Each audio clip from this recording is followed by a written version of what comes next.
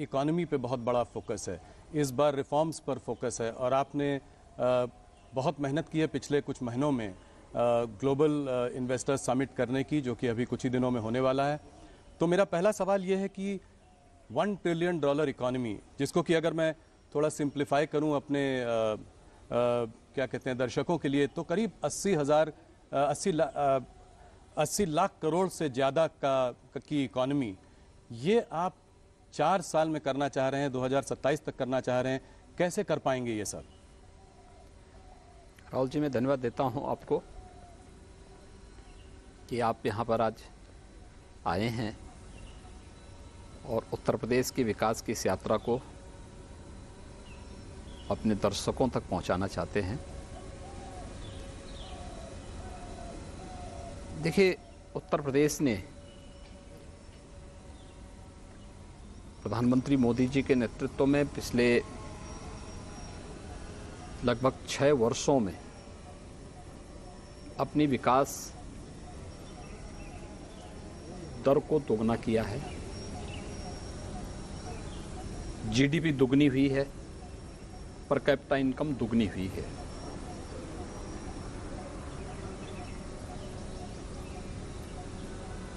Uttar Pradesh $1 trillion की economy बने हैं। प्रधानमंत्री मोदी जी ने पहले जो यूपी का जो फर्स्ट इन्वेस्टर समिट था फरवरी 2018 में, उस समय इसका एक लक्ष्य हम सबको दिया था। इन्वेस्टर समिट के उन कार्यक्रमों को व्यवस्थित ढंग से आगे बढ़ाने के लिए हम लोगों ने कार्य प्रारंभ किया। इसी दौरान वैश्विक महामारी कोरोना आ गई। कोरोना के कारण बहुत सारी चीज़ें ऐसी थीं जो आगे बढ़ नहीं पाई। उसने इकोनॉमी को भी काफ़ी हद तक उसके मार्ग में एक बाधा खड़ी की थी। लेकिन अब कोरोना से लगभग उत्तर प्रदेश भी, देश भी उभर चुका है। अब हमारे सामने था कि हम इसके लिए क्या नया प्रयास प्रारंभ करें। और अगर वास्तव में यूपी जैसे स्टेट की 25 करोड़ जनता के जीवन में परिवर्तन लाना है, अगर भारत को प्रधानमंत्री जी के विजन के अनुरूप $5 ट्रिलियन की इकोनॉमी बनानी है, तो उत्तर प्रदेश को अपना रोल उसमें अदा करना पड़ेगा। इसके लिए व्यापक रिफॉर्म किए गए। उन सेक्टर्स की पहचान हुई जिनमें यहाँ पे निवेश हो सकता था। 25 ऐसे सेक्टर निकले, उनकी पॉलिसी बनाई गई।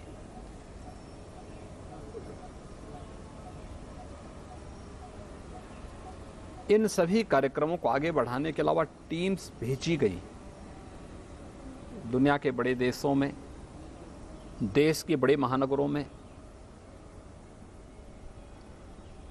और आज मुझे इस बात की संतुष्टि है कि जब ग्लोबल इन्वेस्टर समिट की नज़दीक तिथि आ रही है, तो उत्तर प्रदेश में हम लोग उत्तर प्रदेश की जीडीपी से अधिक निवेश के प्रस्ताव लाने में सफल हो जाएंगे। और उत्तर प्रदेश जो अनंत संभावनाओं वाला प्रदेश है, जिसमें केवल औद्योगिक निवेश ही नहीं, बल्कि हमारे पास तो एग्रीकल्चर के फील्ड में भी बहुत बड़ा स्कोप है, एमएसएमई के फील्ड में है, हमारे पास अपना मैन पावर है, बहुत अच्छा मैन पावर हमारे पास है। ये सभी कार्यक्रम हम बहुत अच्छे ढंग से आगे बढ़ाने में सफल होंगे। कितना निवेश ला पाएंगे आप, क्या अनुमान है? देखिए, मैंने कहा ना कि जो ग्लोबल इन्वेस्टर समिट होने जा रहा है जी, इसमें हम लोग उत्तर प्रदेश की जीडीपी से ज़्यादा निवेश लाने में सफल होंगे। ये तो बहुत बड़ा नंबर है। एक चीज़ ये बताएं कि 4 साल में अगर आपको ये लक्ष्य हासिल करना है, एक $1 ट्रिलियन इकॉनमी का, तो आपको 4 गुना आज की इकॉनमी को करना पड़ेगा, अर्थात करीब 25% की रेट से ग्रो करना होगा। आज हमारा देश 6-7% की रेट से ग्रो कर रहा है। आने वाले समय में भी अनुमान है कि 7-8% अगर रिफॉर्म्स चलते रहे तो उस रेट से ग्रो, तो उत्तर प्रदेश ये ब्रेकआउट ग्रोथ कैसे कर पाएगा? देखिए, उत्तर प्रदेश की अगर ओवरऑल विकास दर आप देखेंगे तो 13 से 14 के बीच में चल रही है। जो दुनिया के अंदर मंदी का दौर चला है, इसको देखेंगे, उसमें से अगर इसको भी माइनस करेंगे तो भी हमारी 8% की इस समय ग्रोथ रेट है। लेकिन मेरा ये मानना है कि यूपी में केवल औद्योगिक निवेश की ही संभावना नहीं है, उत्तर प्रदेश के अन्य सेक्टर्स भी हैं। खासतौर पर देश का सबसे फर्टाइल लैंड हमारे पास है। 11% देश की कृषि भूमि में 20% से अधिक खाद्यान्न उत्पादन यूपी करता है। मेरा मानना है कि अभी इसमें हम लोग थोड़ा और प्रयास करेंगे तो 8.5% की कृषि विकास दर को हम डबल डिजिट में पहुंचाने में सफल होंगे। और इस दिशा में पिछले 9 वर्ष के अंदर भारत सरकार के स्तर पर और पिछले 6 वर्ष के अंदर राज्य सरकार के स्तर पर जो प्रयास प्रारंभ हुए हैं उसके परिणाम आते हुए दिखाई देंगे। इसके अलावा यूपी का जो परंपरागत उद्यम था एमएसएमई का, 96 लाख एमएसएमई यूनिट यूपी के पास मौजूद हैं। सरकार ने उसको थोड़ा प्रोत्साहित किया, थोड़ा पुशअप किया। परिणाम है उसने यूपी के एक्सपोर्ट को दुगने से अधिक कर दिया। रोजगार की अनंत संभावनाओं वाला फील्ड है हमारे पास। इस पे हम थोड़ा प्रयास प्रारंभ करें, यह यूपी के विकास दर को और आगे बढ़ाने में मदद करेगा। तीसरा, यूपी के पास जो इंफ्रास्ट्रक्चर है एनसीआर से सटा हुआ है, जुड़ा हुआ है, लेकिन ईस्टर्न पार्ट को जोड़ने के लिए, बुंदेलखंड को जोड़ने के लिए, वेस्टर्न, ईस्टर्न और सेंट्रल पार्ट को जोड़ने के लिए जो कनेक्टिविटी है, एयरपोर्ट्स के निर्माण जो पिछले 6 वर्ष के अंदर यूपी के अंदर हुए हैं जी। या इंटरस्टेट कनेक्टिविटी जिस प्रकार से उसका स्ट्रेंथन हुआ है, लैंड लॉक्ड स्टेट से हट करके आज हमारे पास पूर्वी बंदरगाह से जुड़ने के लिए देश का वाटरवे नंबर 1 आज यूपी के पास मौजूद है। एक्सप्रेस हाईवे का जो जाल यूपी के अंदर पिछले 6-7 वर्षों के अंदर बिछा है, ये सभी चीज़ें यूपी की इकोनॉमी को समयबद्ध तरीके से आगे बढ़ाने और अपने लक्ष्य को प्राप्त करने का एक अवसर देता है। अगले 4 साल में आपको क्या लगता है कितनी नौकरियां दे पाएंगे आप यहाँ पे? ये एक देखिए, मुद्दा भी रहा है पहले। अभी हम लोगों ने पिछले 6 वर्ष के अंदर 5 लाख से अधिक सरकारी नौकरी दी जी। एमएसएमई और विश्वकर्मा श्रम सम्मान के माध्यम से हम लोगों ने प्रदेश के अंदर 1,61,000 से अधिक यूथ को उसके साथ जोड़ने में हमें मदद मिली। प्रदेश के अंदर प्रधानमंत्री मुद्रा योजना और मुख्यमंत्री युवा स्वरोजगार योजना और अन्य तमाम योजनाओं के माध्यम से हम लोग 60 लाख से अधिक व्यापारी और उद्यमियों को आर्थिक स्वावलंबन के साथ जोड़ने में हमें मदद मिली। यह हमारे पिछले 5-6 वर्षों का है। अगले 6 वर्ष के अंदर जिस प्रकार से लोगों ने और दुनिया के उद्यमी और निवेशकों ने यूपी में रुचि ली है, अगर इन सब के परिणाम अगर आप देखेंगे तो मेरा ये मानना है कि यूपी लाखों नौजवानों को नौकरी की सुविधा यहाँ पर देने में सफल होगा। एक आंकड़ा दीजिए, अगले 4 साल में जैसे जैसे $1 ट्रिलियन की तरफ बढ़ेंगे तो कितनी प्राइवेट सेक्टर नौकरियां क्रिएट हो सकती हैं? देखिए, मैंने कहा ना, ये अभी मैंने एक सेक्टर की मैं बात कर रहा हूँ, लेकिन हमारे पास अभी एमओयू चल रहे हैं, बड़े पैमाने पे लोगों ने रुचि ली है। एमओयू की प्रकृति और इन सब को लेकर के 10 फरवरी को हम इसकी घोषणा भी करेंगे कि अगले 2 साल 4 साल के अंदर हम कितने निवेश को कितने समय के अंदर करवाने में सफल होंगे और कितने युवाओं के लिए नौकरी और रोजगार की संभावनाओं को भी हम जमीनी धरातल पर लाने में सफल होंगे। इसकी भी घोषणा होगी, लेकिन मैं कह सकता हूँ लाखों की संख्या होगी। पहले देखा गया है 2018 2019 में भी आपने इन्वेस्टर समिट किया, उसमें भी काफ़ी एमओयू साइन हुए, जैसे कि 4.5 लाख करोड़ के एमओयू साइन हुए। तो इसमें कन्वर्जन कितना हुआ, मतलब कितना निवेश आया? देखिए, मैंने तब भी कहा था कि यूपी में हम उतना निवेश करवाने में सफल होंगे, उतना हम लोग एमओयू कराएंगे जितना यूपी की वार्षिक बजट होगा। 4,28,000 का हमारा वार्षिक बजट उस समय था जी। हमारे पास 4,68,000 करोड़ रुपए के प्रस्ताव आए थे, और मुझे प्रसन्नता है कि कोविड-19 के बावजूद हम लोग लगभग 4 लाख करोड़ के निवेश प्रस्तावों को जमीनी धरातल पर उतारने में सफल हुए। 4 लाख करोड़? 4 लाख करोड़ से अधिक के। इसमें बहुत सारी यूनिट तो अब प्रोडक्शन भी शुरू कर दी है। अगर आप देखेंगे, आपके मथुरा में पेप्सिको का जी जो कारखाना लगा है, जो यूनिट लगी है, लगभग 1200 करोड़ रुपए की लागत से, और बहुत अच्छा उसने उत्पादन शुरू किया वहाँ पे। यूनिलीवर का हमीरपुर में जी। ऐसे ही डाटा सेंटर आपके ग्रेटर नोएडा में लग चुका है। ऐसे ही आपका जो है सैमसंग का डिस्प्ले यूनिट, ये पहली बार देश की फर्स्ट यूनिट थी। ऐसे हजारों यूनिट यूपी के अंदर अपना प्रोडक्शन भी शुरू कर चुकी है। कौन कौन से सेक्टर्स में आप देख रहे हैं कि निवेश आएगा, इन्वेस्टमेंट आएगा? देखिए, सभी 75 जो 25 के 25 सेक्टर हम लोगों ने तय किए थे, सभी में प्रस्ताव प्राप्त हुए हैं। खासतौर पर अगर आप देखेंगे तो औद्योगिक विकास के साथ साथ यूपी के अंदर इलेक्ट्रिक व्हीकल के उसमें आईटी और आईटीएमएस के क्षेत्र में भी काफ़ी प्रस्ताव प्राप्त हुए हैं। फूड प्रोसेसिंग के क्षेत्र में प्राप्त हुए हैं।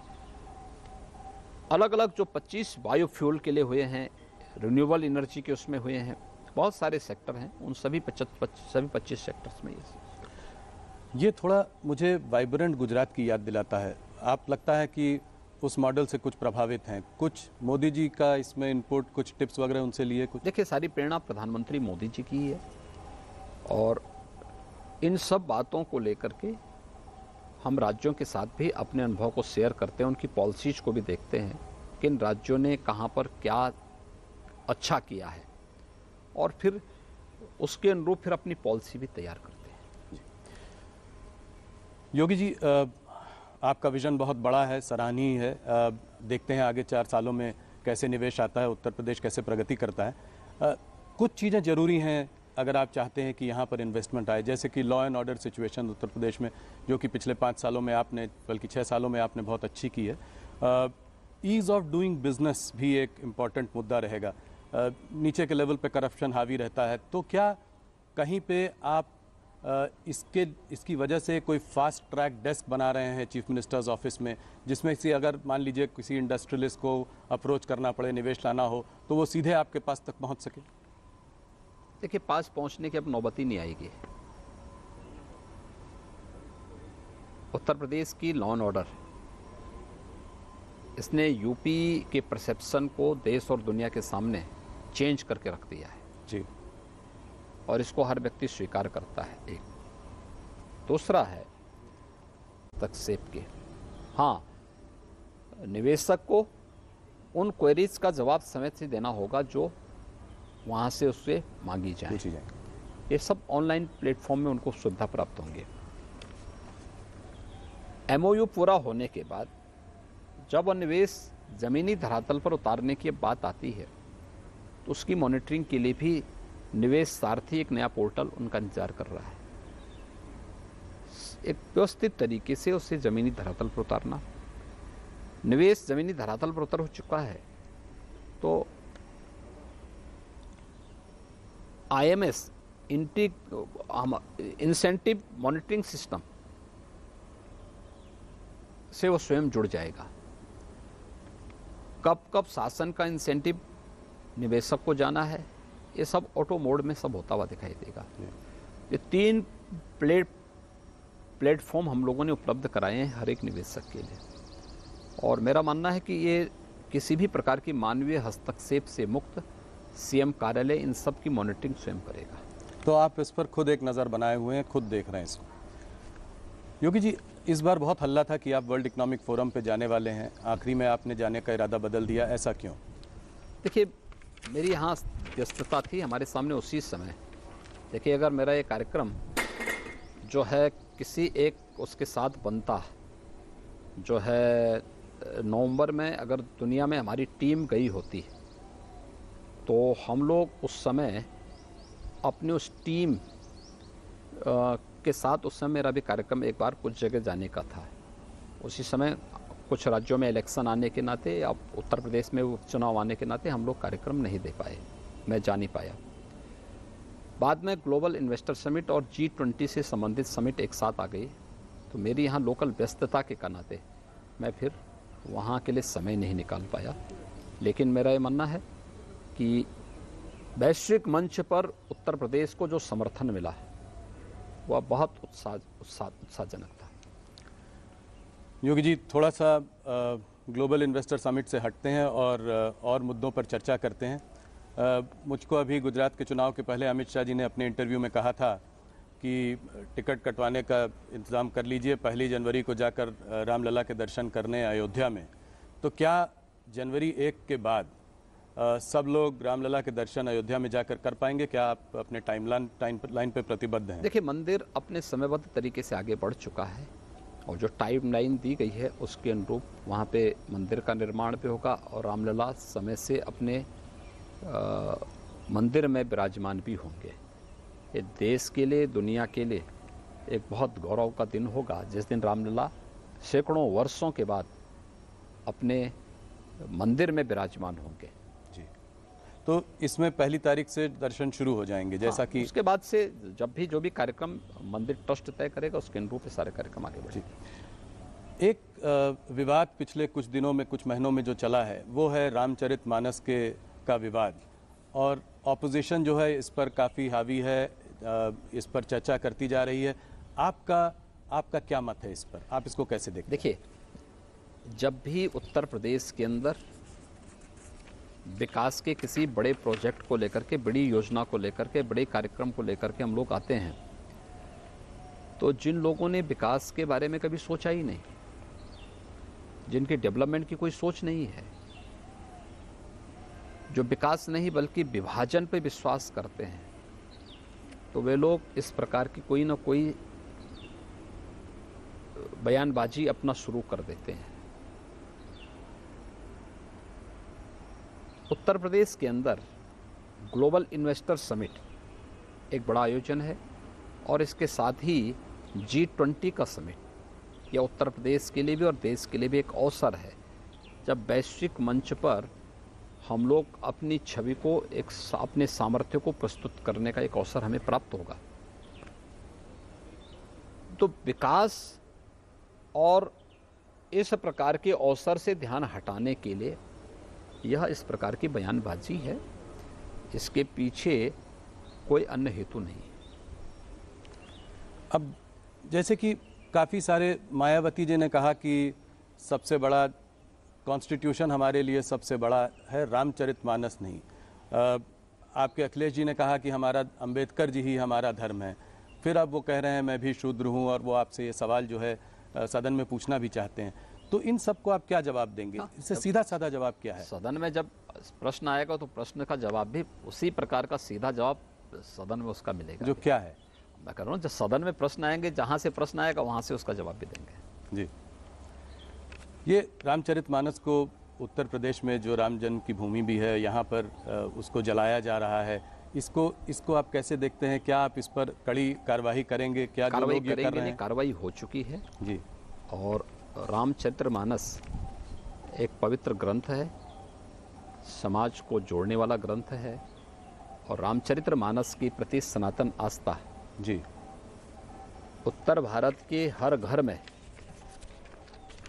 सुंदरकांड के पाठ होते हैं किसी भी मांगलिक कार्यक्रम के अवसर पर। हमें ये नहीं भूलना चाहिए, हर सनातन धर्मावलंबी सुंदरकांड का पाठ कराता है। दूसरा, अक्टूबर से लेकर के सितंबर के अंत से लेकर के और दिसंबर के प्रारंभ तक उत्तर भारत के हर गांव में रामलीलाओं के मंचन होते हैं।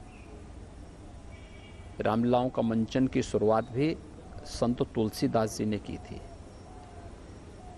रामलीलाएं पूरे गांवों को जोड़ती हैं और जिन लोगों को रामचरितमानस के इस भाव के बारे में जानकारी होती ना, वे लोग इस प्रकार के प्रश्न नहीं उठाते। आखिर उसी रामचरितमानस में निषाद राज का भी चित्रण है और उसी रामचरितमानस में सबरी का भी चित्रण है जी। तो बुद्धि का फेर है। पर राजनीति में बैकवर्ड वोट्स को गैल्वेनाइज करने का एक ये तरीका भी हो सकता है। देखिए, उत्तर प्रदेश की जनता बहुत विभाजन झेल चुकी है और विभाजन के कारण पहचान का संकट भी देख चुकी है। उत्तर प्रदेश की जनता अब बार बार विभाजनकारी ताकतों को ठुकराई है। 14 में ठुकराया, 17 में ठुकराया, 19 में ठुकराया और 22 में भी जवाब दे चुकी है जी। इसलिए अब कोई गुंजाइश नहीं बची है। वो लोग कितना भी माथापच्ची कर लें, उसके लिए कोई गुंजाइश नहीं बची है। आपने तमाम चुनाव की बात की तो 2014 में 71 सीट लेकर बीजेपी यहाँ आई थी, 2019 में 63 सीट, 2024 में आप कितनी सीट देखते हैं?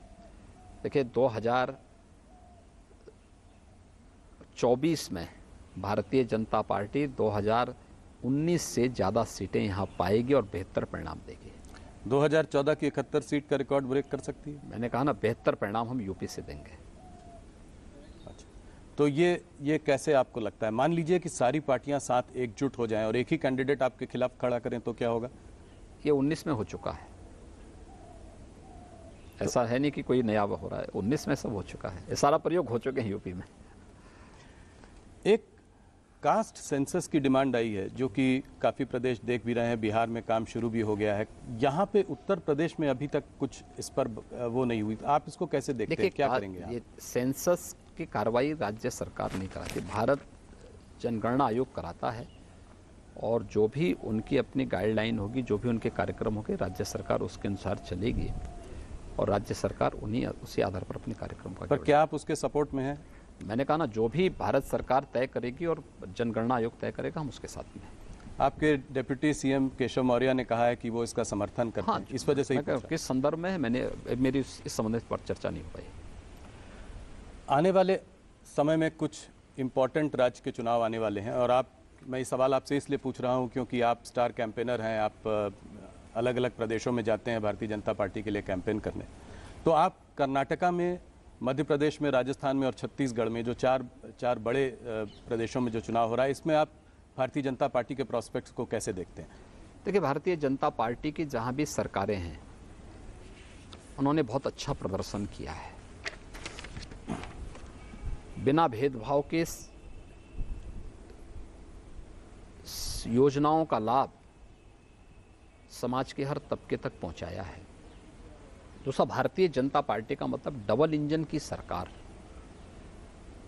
तब शासन की गति मीटर गेज की नहीं होती, बुलेट ट्रेन की होती है और यह भारतीय जनता पार्टी शासित राज्यों में देखने को मिलता है। वहाँ विकास के कार्य हों, वहाँ पर लोक कल्याणकारी योजनाओं को जमीनी धरातल पर उतारने का हो या गरीब कल्याणकारी योजनाओं का लाभ हो, समाज के प्रत्येक तबके को बिना भेदभाव के प्राप्त होती हैं, हो रही हैं और ये चीज़ें हमें बहुत अच्छे ढंग से वहाँ देखने को मिलती है। कर्नाटका में थोड़ा बहुत ऑपोजिशन देखा जा रहा है कि कुछ समय से थोड़ी प्रबल है, जैसे कि कर्नाटका में भारतीय जनता पार्टी की सिचुएशन उतनी अच्छी नहीं लग रही है। राजस्थान में भी अशोक गहलोत मजबूत हैं, मध्य प्रदेश में कमलनाथ जी से कांटे की टक्कर की उम्मीद है, छत्तीसगढ़ में भूपेश बघेल जी की भी सरकार जो है काम कर रही है। तो इन सब के रहते आपको उम्मीद है कि क्या इन 4 राज्यों में भारतीय जनता पार्टी सरकार बना पाएगी? देखिए, कांग्रेस के कुशासन से देश उब चुकी है। राजस्थान हो या छत्तीसगढ़, दोनों जगह जनता में एक असुरक्षा का सा वातावरण है। डेवलपमेंट के कार्य बाधित हुए हैं। शासन की योजनाओं का लाभ ईमानदारी से समाज के प्रत्येक तबके को नहीं प्राप्त हो पा रही है। लेकिन इसके ठीक विपरीत अगर आप देखेंगे, मध्य प्रदेश हो या कर्नाटक, विकास एक स्पीड पकड़ा है। और मैंने कहा ना कि जब सेंट्रल में जिस विचारधारा की सरकार है वही उसी पार्टी की सरकार राज्य में है, तो विकास की दर दुगनी होती है, कई गुना बढ़ती है। तो डबल इंजन की सरकार का लाभ न केवल इंफ्रास्ट्रक्चर में बल्कि विकास की हर योजना के साथ साथ लोक कल्याणकारी और गरीब कल्याणकारी योजनाओं के साथ भी जुड़ती हुई दिखाई देती है। और भारतीय जनता पार्टी शासित दोनों राज्यों में ये सब लाभ बहुत स्पष्ट रूप से देख सकते हैं। इससे जुड़ा हुआ सवाल है राहुल गांधी की भारत जोड़ो यात्रा। इस यात्रा का क्या असर पड़ा है पूरे देश में? क्या इससे राहुल जी की छवि में कोई अंतर पड़ा है? राहुल जी भारत जोड़ो की बात कर रहे हैं, उनका एक ये रहा है कि नफरत के बाजार में हमें एक मोहब्बत की दुकान खोलनी है। तो सीधा सीधा निशाना आप लोगों पर है, ये कहकर कि आप लोग नफरत फैला रहे हैं। आप इसके बारे में क्या कहें? 1947 से क्या कर रहे हैं लोग? इस देश में जाति के आधार पर, मत और मजहब के आधार पर, क्षेत्र और भाषा के आधार पर विभाजन तो कांग्रेस की ही देन है। तो जो उन्हें विरासत में मिला है वही तो देश को दे रहे हैं, उन लोगों ने तो वही किया है, तो स्वाभाविक रूप से वही काम कर रहे हैं। देखिए, राहुल जी जो हैं अपनी नकारात्मकता को छोड़ते ना तो उसका लाभ कांग्रेस को मिलता है, लेकिन नकारात्मकता उनकी सारी उपलब्धियों पे पानी फेर देती है। तो आपको लगता नहीं है कि भारत जोड़ो यात्रा का कुछ प्रदेशों पे कोई असर रहा है? जैसे कर्नाटका हो गया, हरियाणा हो गया, इन सब प्रदेशों पे कोई? देखिए, किसी भी कार्यक्रम में भीड़ की उपस्थिति से आप उसकी सफलता को नहीं मान सकते।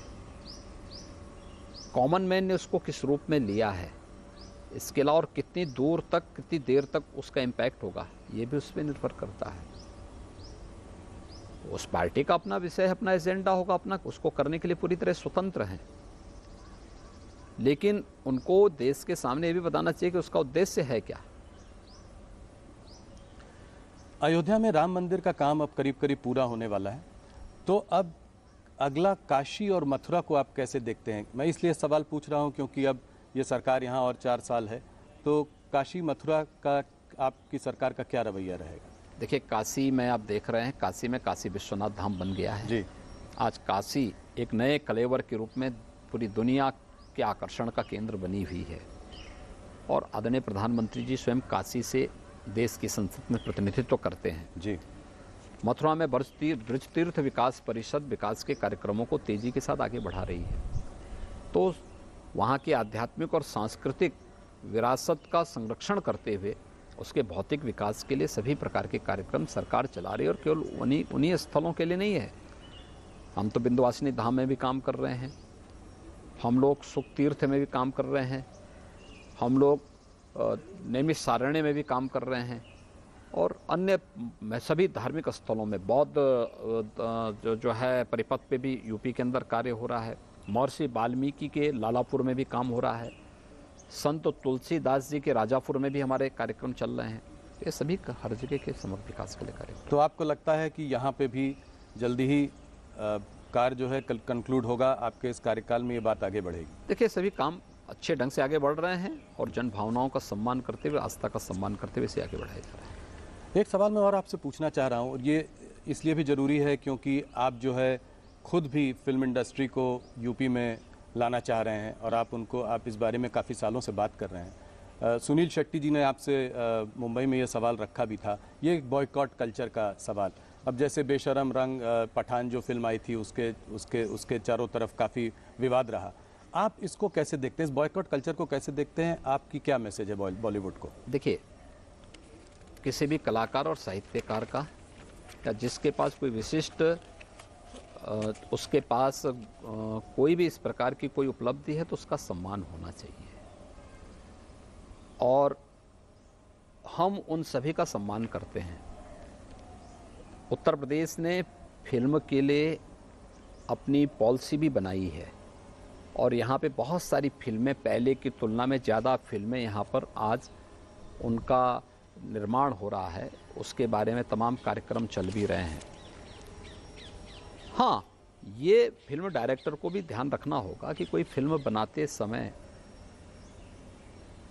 भूलवश कोई घटना होती हो तो अलग विषय है, लेकिन जानबूझ करके कुछ इस प्रकार के सीन न दें जो कहीं विवाद को जन्म देते हैं और जन भावनाओं को आहत करते हो। न्यूज़ 18 इंडिया की web series FIR number 208 streaming now.